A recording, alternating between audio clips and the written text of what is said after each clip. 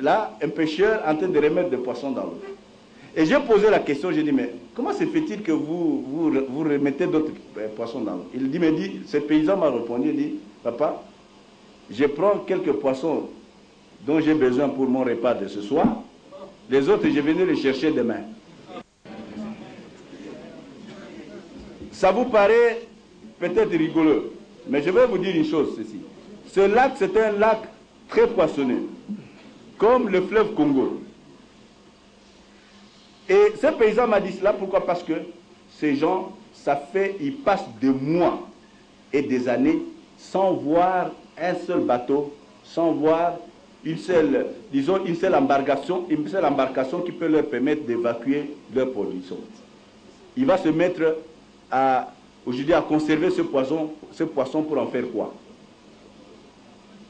Mais vous ne le réalisez pas parce que vous êtes à Kinshasa. Alors, lorsque vous parlez de l'impact de l'exploitation forestière, nous avons ici donné les chiffres dont le professeur a dit qu'ils sont assez modiques, c'est vrai, mais vous ne réalisez pas cet autre impact maintenant, où ces gens maintenant voient un bateau qui arrive, après plusieurs années, plus de 10 ans, ils n'ont même jamais vu un bateau passer par là. À l'époque, il y avait les bateaux courriers qui partaient de Kinshasa, qui allaient jusqu'à Koutou, et qui continuaient jusque vers Kiri, mais depuis un certain temps, ces gens ne voient plus ces gens d'embarcation. Donc ils produisent, mais ils ne savent pas évacuer. Et maintenant, quand nous nous installons dans ces milieux, nous construisons des écoles, nous construisons des hôpitaux, et nous construisons parfois des dispensaires, nous construisons un ensemble d'infrastructures sociales qui permettent aujourd'hui de desservir un peu ces populations. C'est ça que nous n'avons pas ici valorisé.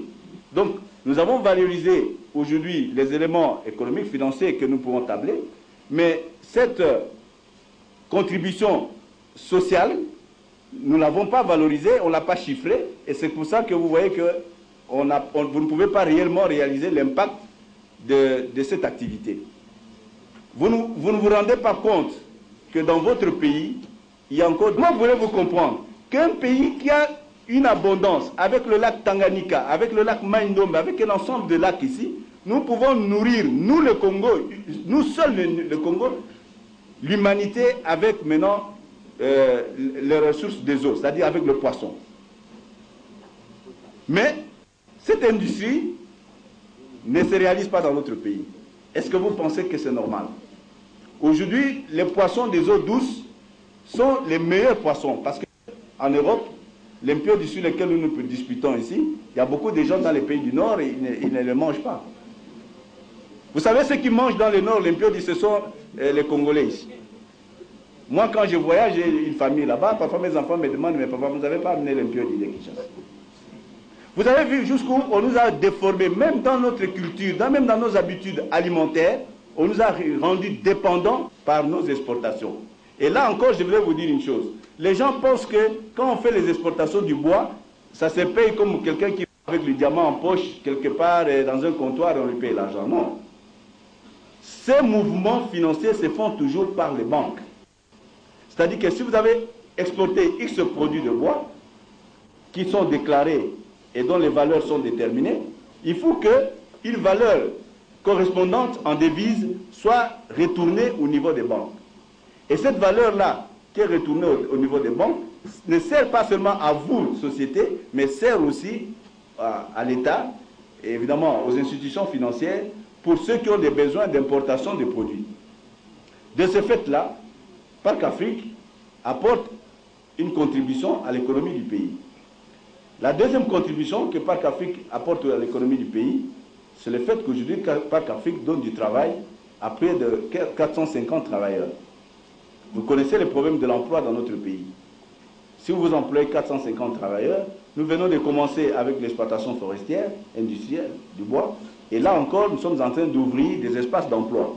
On a déjà engagé près de 150 personnes, et je crois que dans les jours qui viennent, si les choses se préfigurent bien, nous pourrons encore donner de l'emploi aux gens. Et donc, le grand problème de ce pays, c'est d'abord l'emploi. Il ne fallait pas que je reste là-dessus d'une manière académique. C'est ainsi que j'ai beaucoup plus priorisé le débat que le texte que je mettais d'ailleurs à votre disposition. Pour ceux qui veulent lire, tout en m'engageant évidemment de vous laisser aussi, de m'ouvrir à vous pour vous accorder un ensemble d'informations, de documents qui peuvent vous servir aussi et qui peuvent aussi confirmer les données que je viens de vous apporter ici.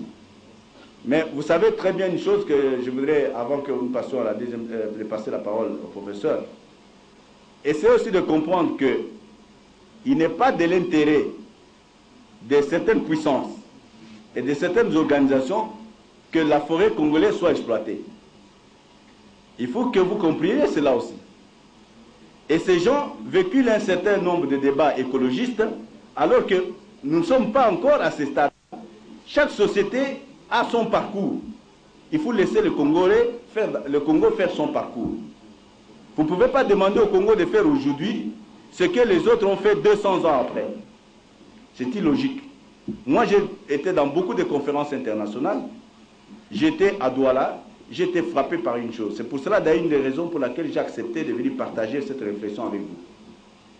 Que de nombreux professeurs africains, experts, qui avaient été invités à cette conférence pour définir la fonction de la forêt. Personne n'a dû définir la fonction écologique de la forêt. Et ça m'a fortement frappé. À Brazzaville, des grands intellectuels africains se sont retrouvés là-bas. Cette hystérie collective, il faut qu'on puisse s'exorciser pour commencer à comprendre qu'est-ce qui est l'essentiel. Et je vais terminer par là. Vous allez dire que j'étais long parce que franchement, je pense qu'il ne reste qu'à vous de sauver ce pays. La jeunesse, il ne reste qu'à vous de sauver ce pays. Et nous avons le devoir, nous, parce que nous avons bénéficié des bourses. Les professeurs peuvent vous le dire, il a bénéficié d'une bourse. Nous, avec nos bourses, nous avons payé les études à nos jeunes frères. Nous avons par moments supporté nos parents lorsqu'ils n'étaient plus rémunérés. Mais vous, aujourd'hui, vous êtes sans bourse. Et qu'est-ce que vous êtes en train de faire?